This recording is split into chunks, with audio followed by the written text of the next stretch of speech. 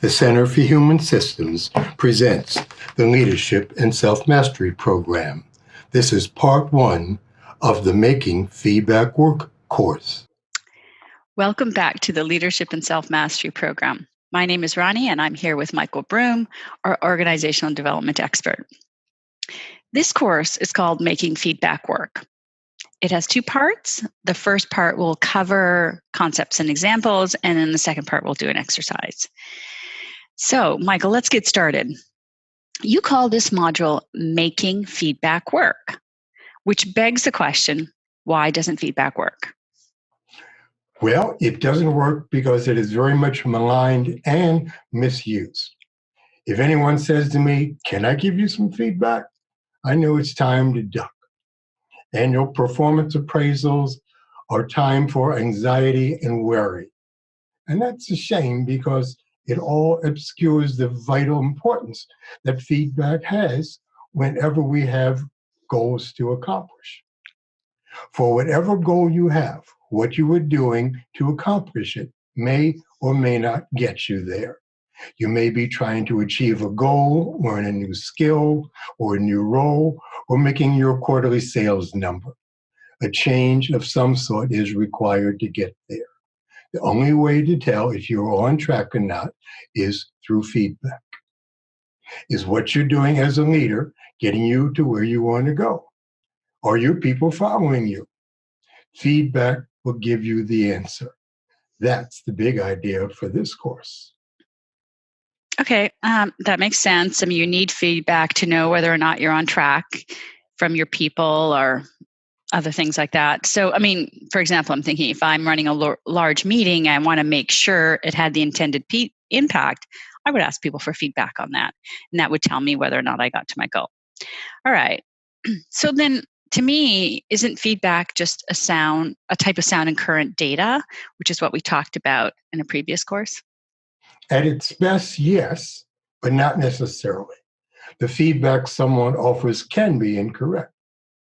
The receiver must judge its accuracy and usefulness.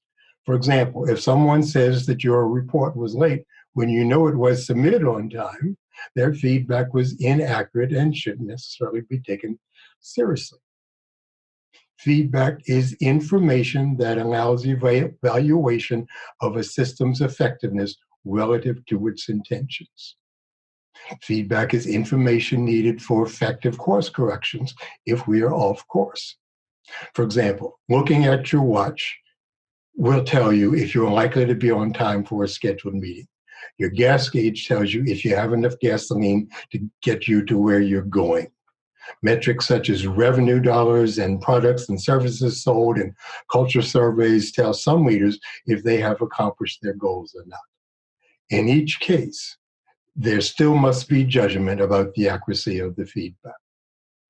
For example, as the battery in my cheap watch drains, my watch slows. It's real cheap. My gas gauge has told me a couple times that I had some gas and then the engine quit. Those are examples of faulty feedback systems. In this course, we will cover two types of feedback, interpersonal and systemic. We'll start with interpersonal feedback, which we are all familiar with, and finish with systemic feedback, which is not so familiar, but it is always available. Michael, I just have to say that you should just not buy cheap watches. That's my only comment to you, but that's an aside. That's not the point. I got it. Thank you for that feedback, Ronnie. No problem. Yeah, that was sound and current data that time. Okay. So when I think about feedback, I'm usually thinking about interpersonal feedback, what someone says to me about my performance or what I'm doing. And so it's going to be very interesting, I think, to discuss the systemic feedback. So in general, if feedback is so very useful, whether it's interpersonal or systemic, why does it have such a bad reputation? What is most interesting about your question is that feedback only has a bad reputation in the arena of human systems. We use mechanical feedback, sensory feedback, electronic feedback, other arenas of feedback quite naturally and easily. If we feel cold, we put something on. That's feedback. That is information that points us to doing something to get warmer.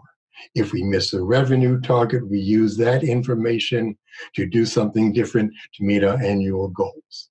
If this year's cultural survey shows significant improvement, that is information, feedback that tells us we're on target. Only in human systems are we leery of feedback. As I mentioned, may I give you some feedback, and upcoming performance reviews are causes for anxiety. We automatically fear that it's going to be bad news, that somebody's going to tell us that we're off target, that we've done something wrong, that we should correct our course.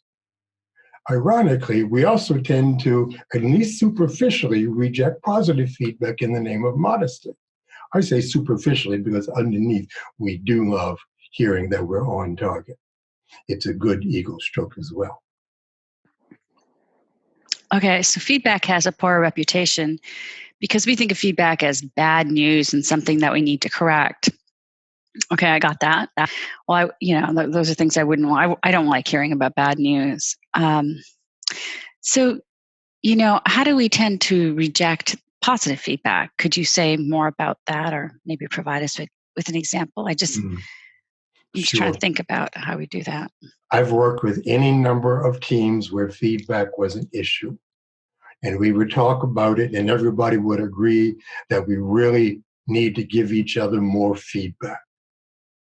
But each person would also say, I don't need feedback about what I'm doing well. I just need feedback about what I'm doing wrong. And how many times have you heard people reject a compliment? Oh, this old rag, oh, it's nothing. It's craziness. Okay, I got that. I'll buy that. I just realized, Michael, there's one thing we didn't do. We didn't actually define what feedback is. Do you want to take a minute and do that before we move on? Well, actually, we did. Oh, we did? I said that feedback is information that allows evaluation of a system's effectiveness relative to its intentions. Okay. That is feedback. Okay, got it. Thank you. Thank you for restating that. I clearly missed that. My apologies. Repeats are always useful. So I often notice that people they use feedback to try to correct other people's behavior, as we were talking about, and put them back on the right track. And I find that just to be a form of control. I just love to hear your thoughts on sort of like feedback as a form of control. I'm not sure that control is the word that I would use. I think most people are trying to be helpful when they attempt to use feedback to correct someone's behavior. There could be times when somebody's really trying to control somebody, but I think most people are trying to be helpful.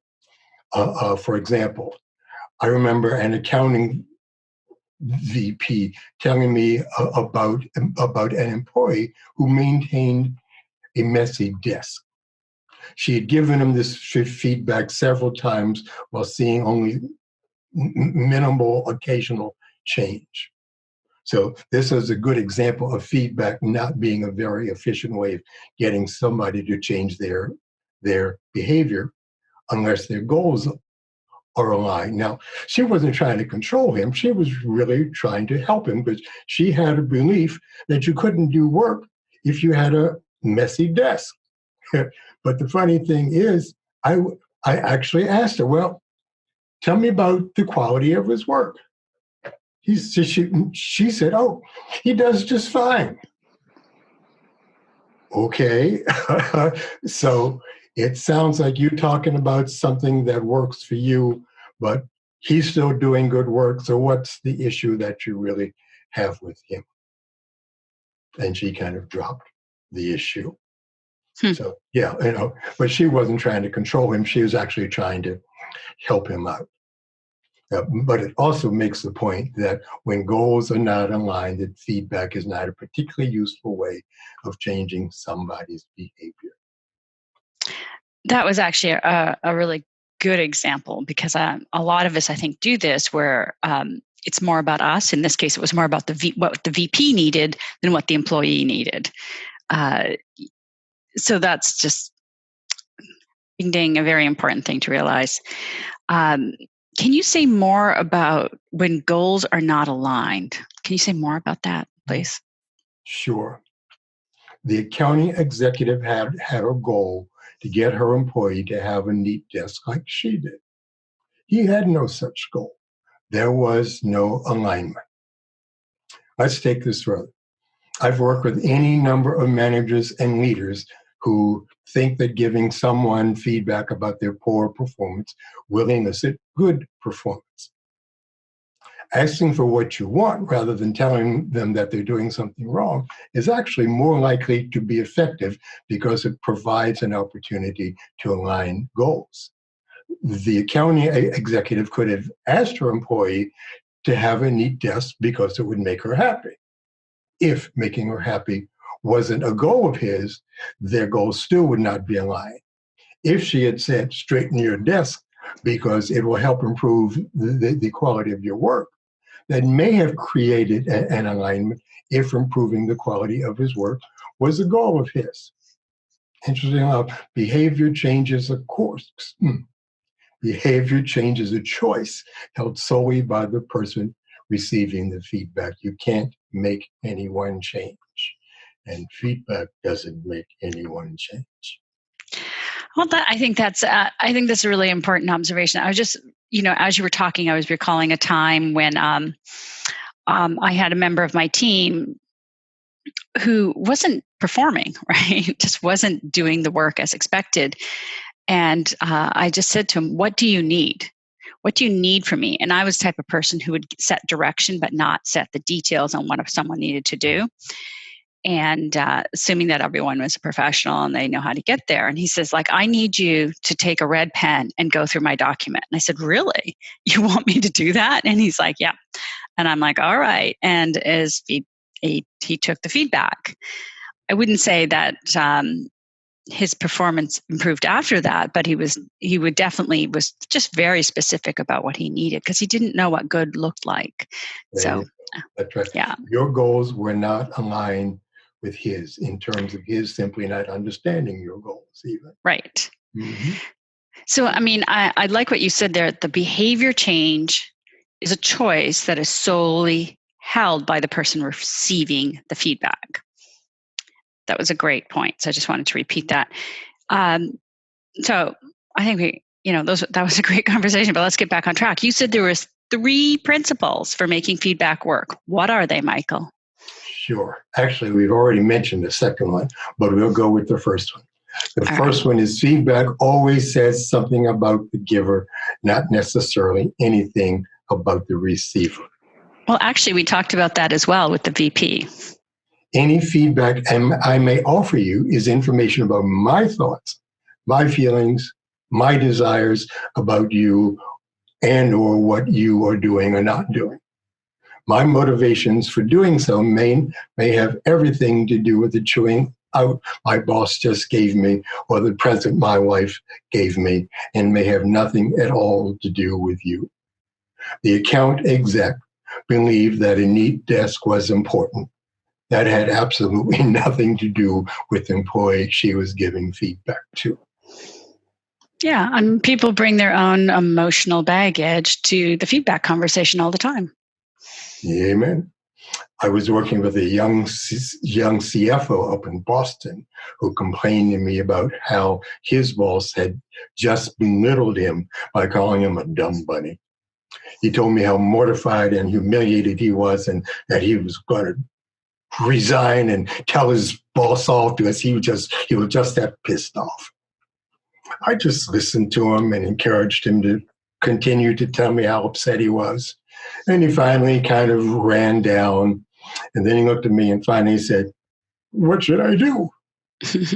I got thoughtful for a moment and then shared this principle with him that feedback always says something about the giver and not necessarily anything about the receiver. I asked him, are you a dumb bunny? He said, of course not. I said, okay, tell you what, give him a chance and give yourself a chance, like half an hour or so, to kind of calm down, and then go ask your boss what his intention was in calling you that. He looked at me like I'd lost my mind. But then he said, okay. And that's when I gave him the second principle. What is done with feedback is solely the choice of the receiver. That's what we were talking about earlier. I told him my story of what my boss at Johns Hopkins said to me when he told me about a student's complaint about me my very first month there. When he told me about the complaint, I kind of upset myself. You did what? You upset yourself? What do you mean? You got upset? Well, I like the phrase, I upset myself because it makes me the actor in my upsets. That gives me the ability to do something different rather than if I'm just in a passive role, which I got upset infers. So, okay, I'll go with that. Good. His response to my upset was, Michael, make sure when people complain about you that they spell your name right. Now I've gone from being upset to puzzled. His response to my puzzlement was that you have no choice about what people say about you, but you have all the choice in the world about how you respond. You can choose to upset yourself about it, or you can choose to take credit for it. Now I'm confused. I mean, what exactly did he mean by that? Yeah. His point is our point. You get to choose your responses to whatever people might say to you, and it's no different for feedback. Upsetting ourselves, going for the notoriety, ignoring it, being curious about what someone has said to you are all viable choices depending upon your intentions for that situation. Being curious about what's going with yourself in terms of, why did you choose to be upset from what that person said? And then being curious about why the giver said that to you. From that story, my young CFO did go back to his boss to ask him how he meant or what he meant by calling him a dumb bunny. What the boss said was actually fascinating. The CEO said that the CFO's mistake reminded him so much of himself when he was the same age, at the time when the CEO very much thought of himself as a dumb bunny. The CEO actually apologized and said he was talking about himself more than anything else, which is our point. Feedback says more about the giver than it does about the receiver, quite often. Okay. I think I got that. So the first principle is feedback says more about the giver than the receiver. I think that story you just shared about the dumb bunny really brings that to life. And we have a choice to do. We have a choice about what to do with the feedback we get, which kind of goes back to the whole conscious use of self. On automatic, we tend to react, get upset. If we are conscious, we can pause and have a wider range of choices. And I think that's a really important point to remember when it comes to feedback. So it seems to me we get upset because we put ourselves in the position of being a victim, which is what you mentioned or alluded to earlier. Can you say more about that? Sure. If I say you upset me, then you are in control of my emotions. If I say I upset myself, maybe I can unupset myself. Still, your observations are very much on target. And that's the point that I was making, that we upset ourselves. Unfortunately, we have a cultural habit of speaking as if we are not in charge of our own emotions. We always say, you made me angry, you made me happy, you made me love you, I didn't want to do it, you made me upset or whatever, as if we have no choice in the matter, as if we are victims of what others say to us. We do that on automatic from having it built into how we express ourselves through language. A more accurate, more empowering statement would be, I angered myself and I'm blaming you for it. But then, but then even saying it that way, you know that you really did it to yourself. So that way you can see the two choices that have been made, recognizing that you can make choices about our emotional state is so much more useful than being a victim, than a persecutor in retaliation. All that goes back to why I say, I upset myself. You don't have that control over me. And if I don't like being upset, I can choose something different. Yeah, I think that is such a critical point for people to understand, just not just in terms of feedback, in terms of anything that happens. It comes back to choice. When we are conscious, we can choose. When something doesn't go as expected, we can choose. And in that space between the stimulus, the feedback you receive, and the response, your response, you can pause and you can choose how to react. And I think that it's so hard to remember in the moment, but it's so important. And I also think you said something else that was really important there that you alluded to. We are not our emotions. And I may have the emotion that I'm angry, but it's emotion that I'm having. It's not something that I am. So I think that's like, we are not our emotions, I'm having the emotion that I'm angry. I'm having the emotion that I'm full of joy. But I mean, we are not of our emotions. So I think I'm just going to say that so people get it. So why do leaders need to be especially aware of this? Leaders need to be very cognizant of our automatic tendency to blame others for what's going on with us, for how we are feeling. This is actually very much a two-edged sword for them. On one hand, leaders are the easiest target when things are going wrong, and they do carry a lot of responsibility.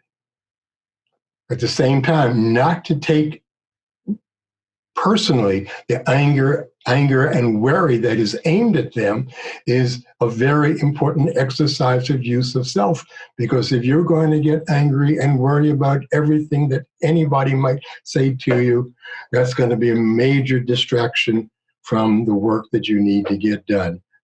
Those are all energy sponges that leaders need to avoid. On the other edge of the sword, leaders need to be careful not to fall into the energy sponge of blaming others when things are not going well themselves, because leaders are human beings too. So, on automatic, they can tend to blame others when they need to maybe look back and, okay, now, what did I do that supported this thing going wrong? Which would be much more useful. So you know what would be helpful here, Michael, is if you could give us an example of this, where a leader did this. Sure. I was in Baltimore working with a TV station where the head of accounting and the head of sales were just at each other's throats. They were both upset, blaming each other for their upset, and in the name of feedback, telling each other what they should do. It's like, well, let me give you some feedback about that, as if it's really going to be helpful. The upsets and the feedback they were giving each other were actually getting in the way of solving the problem of how sales were being accounted for. From a second round of conversations with each and working with them together for a couple of rounds, we slowed their dysfunctional process and redirected it toward them owning their own emotions, realizing that they actually were aligned around the success of the station, which actually helped them resolve the accounting issue. They could see it really wasn't anybody's fault. Let's just figure out what's going to work best and get it done. So I think we've all been in that position where we just react and rant. Let's move on to the third principle. You said there were 3 principles. So what's that third principle of feedback? Interpersonal feedback is most effective and most useful when it relates to the intentions of the receiver, not necessarily the giver. This is most important when leaders want their followers to do a course correction. So now, let's go back to our definition for a moment. Feedback is information that allows evaluation of a system's effectiveness relative to that system's intentions. If that system is me, your feedback to me would be most effective when it is relative to what I want to accomplish, what I intend. Give you an example. 50 years ago, I was just a young buck. I had a boss who offered me feedback each year about my expense accounts being exorbitant.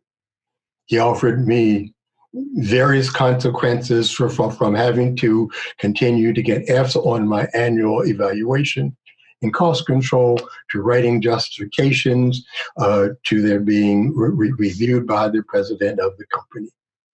His feedback and consequences totally missed my intention of enjoying myself doing this first-class travel and first-class restaurants, given the environment that I had grown up in. Had he said that I was in danger of losing my job if I didn't stop, now that feedback would have been on target for my intention of keeping my job. He never went there. So I continued to write my justifications and be okay with Fs and cost control. All my other grades were A's. So no problem there for me. And apparently it wasn't a big problem for him because they only said it once a year. Okay, well, thanks for sharing that story, Michael. Not sure how to respond, but let me move on and ask a question about how does a leader know about his followers' intentions or goals? Mm-hmm. I'm glad you asked that. This is a point that many leaders miss. Have they contracted with their people regarding a strong agreement around intentions? We actually have covered this in the Contracting Building Agreements for Success course.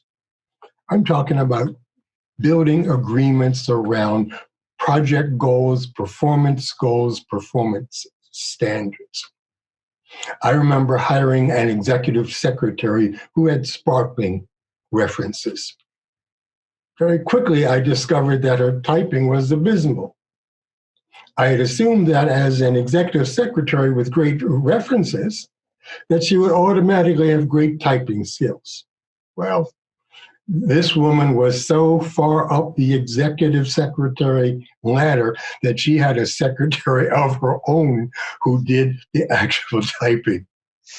Who knew there were such things as secretaries having secretaries? I didn't.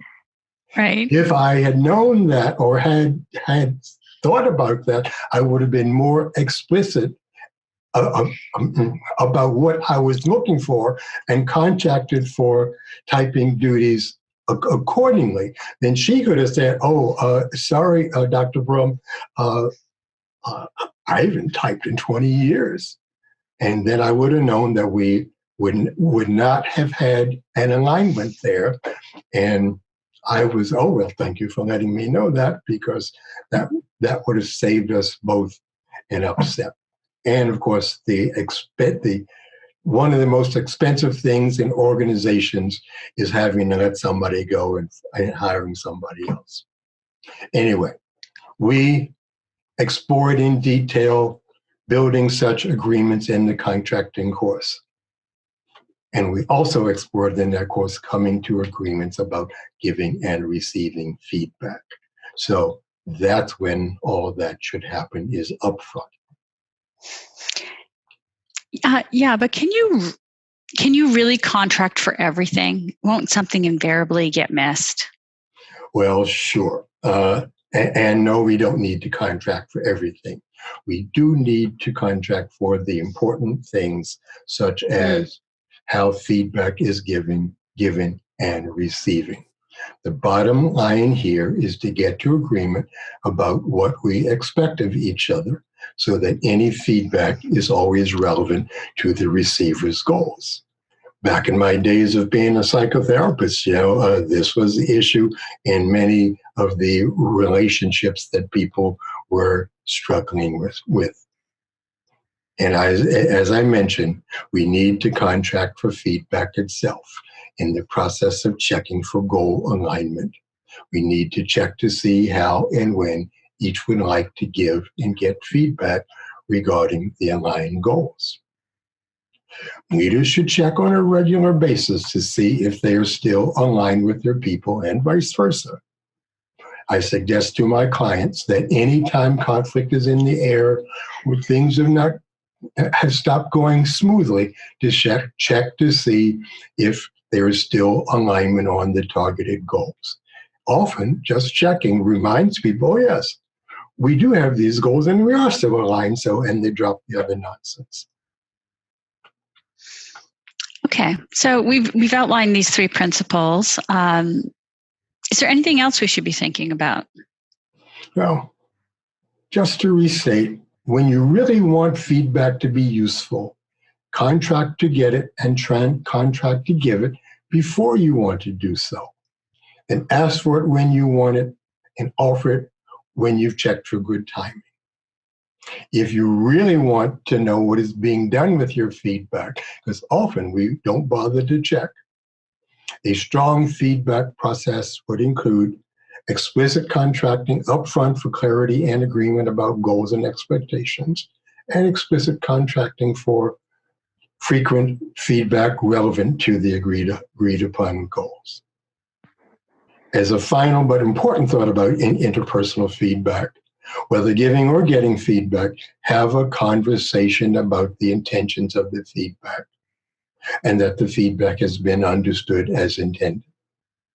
In the course on sound and current data, we talked a lot about what happens when we assume what's going on. We may be right most of the time, but the times we're not can cause serious problems.